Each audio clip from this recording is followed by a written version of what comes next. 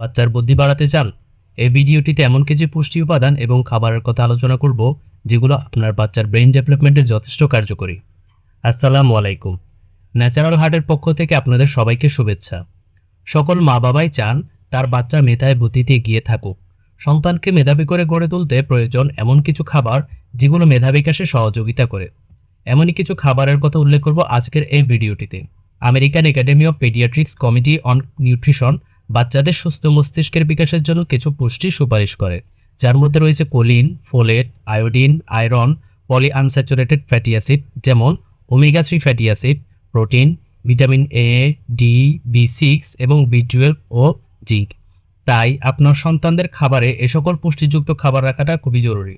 এবার আসুন জেনে নেই কোন ধরনের খাবারে এ সকল নিউট্রিশনস পাওয়া যায়। ডিম। মস্তিষ্ক বৃদ্ধিকারী পুষ্টি উপাদান কোলিন, ভিটামিন বি12 এবং প্রোটিন পাওয়া যায় ডিমে। কোলিন মস্তিষ্কের স্বাভাবিক বিকাশের জন্য বিশেষভাবে গুরুত্বপূর্ণ। এছাড়াও আছে আয়রন এবং ভিটামিন এ, বি6 ও ডি।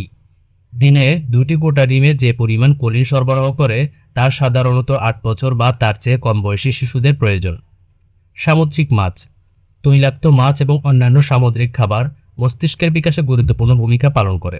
এগুলিতে পাওয়া যায় protein, zinc, iron, choline, iodine এবং ওমেগা 3 ফ্যাটি অ্যাসিড। 3 বছরের কম বয়সী শিশুদের সপ্তাহে 2 থেকে 3 বার 30 গ্রামের মতো সামুদ্রিক খাবার দেওয়া যেতে পারে। রঙিন শাকসবজি।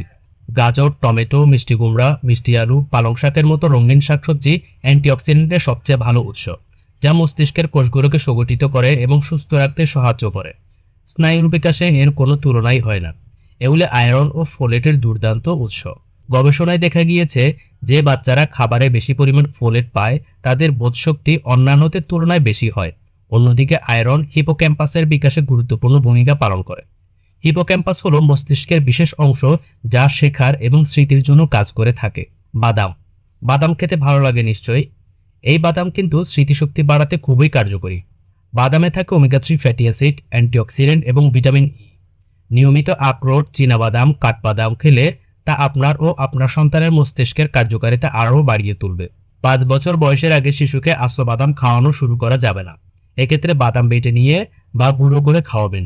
অ্যালার্জি বা হজমের সমস্যা হলে চিকিৎসকের পরামর্শ নিয়ে বাদাম খাওয়ানো বন্ধ করে দেবে।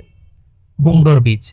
এই ছোট্ট বীজ ম্যাগনেসিয়াম, আয়রন, জিঙ্ক এবং কপারের একটি বড় উৎস, যা মস্তিষ্কের স্বাস্থ্যের জন্য প্রয়োজনীয়। এগুলো সালাদে ছিটিয়ে দিন বা স্ন্যাক্সের জন্য ব্যবহার করুন।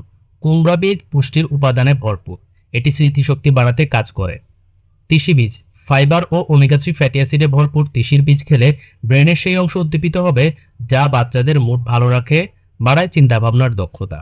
বাদাম ও বীজ জাতীয় খাবার গুঁড়ো করে রেখে দিন এবং প্রতিদিন দুধের সাথে 1 থেকে 2 চামচ এই বাদাম ও বীজ এর গুঁড়ো মিক্স করে আপনার বাচ্চাদের খেতে দিতে পারেন। অথবা ওটস, বিভিন্ন মিষ্টান্ন খাবার কিংবা নাস্তার সাথেও এই গুঁড়ো মিক্স করে আপনার বাচ্চাদের খাওয়াতে পারেন। ব্রকলি। অ্যান্টিঅক্সিডেন্ট এবং ভিটামিন কে সমৃদ্ধ ব্রকলি সুস্থ মস্তিষ্কের কার্যকারিতা বাড়িয়ে তোলে। প্রয়োজনীয় পুষ্টির অনেকগুলো উপাদান পাবেন এই সবজিতে, তাই আপনার খাবারে যোগ করতে পারেন ব্রকলি। পাশাপাশি ব্রকলি খেতে দিবেন আপনার শিশুদেরকে, তাতে শিশুর স্মৃতিশক্তি উন্নত হবে। আপনি কী ধরনের খাবার সন্তানকে খাওয়াচ্ছেন সেটাই তার ভবিষ্যৎ কতটা উজ্জ্বল হবে সেটা নির্ধারণ করে ফেলে। তার ব্রেইন ডেভেলপমেন্ট নির্ভর করে সে কী ধরনের পুষ্টিকর খাবার খাচ্ছে। শিশু যখন অল্প বয়স থেকে ভালো খাবার খাবে তখন সে স্বাস্থ্যকর খাবার খেতে ভালোবাসবে।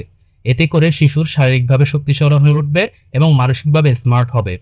তাই আপনার সন্তানের জন্য খাবারের ব্যাপারে আজ থেকে সতর্ক হয়ে উঠুন। আপনার সন্তানের জন্য এরকম স্বাস্থ্য বিষয়ক টিপস আপনাদের টাইমলাইনে পেতে আমাদেরকে কমেন্ট করে জানান এবং পেজটি লাইক ও ফলো দিয়ে পাশে থাকুন। ধন্যবাদ। জাযাকুমুল্লাহু খাইরান।